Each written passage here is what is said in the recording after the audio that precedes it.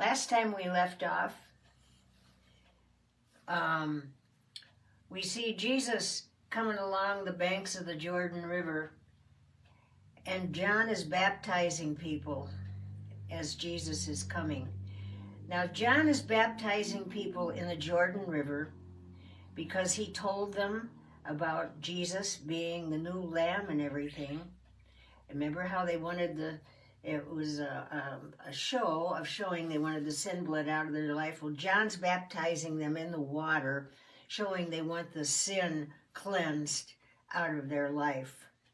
But as he's baptizing, Jesus is coming down the road, and Jesus asked to be baptized, and John said, "Whoa, wait a minute.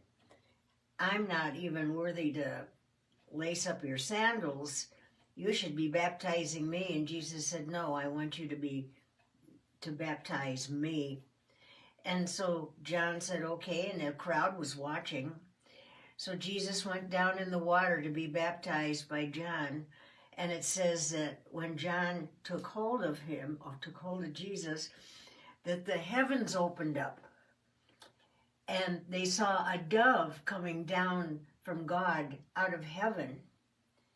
And it landed on the head of Jesus. And you know what this reminds me of so much? Go way, way back in the Old Testament to the ark and Noah.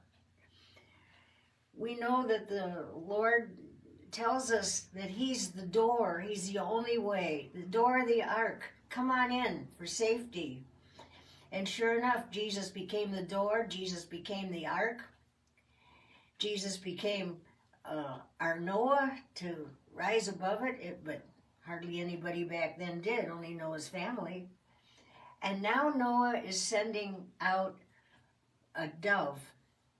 And finally she came back with an olive branch in her mouth, showing that the flood was subsiding. But here we have a picture of Jesus again. He's our ark, he's our Noah, and here comes his Holy Spirit in the form of a dove, sending out, looking for new life, and she comes back with an olive branch in her mouth. And here we have that picture again of Jesus when he's being baptized in the river. So anyway, a lot of people believed John's message, and then it was after this that John was called to task for it. And even Herod heard John's message, but his wife was not a believer whatsoever. She hated John. She wanted her and her husband to still have rule. And so Herod, to appease her, he put John in prison for what he was saying. But later on, it cost him his life.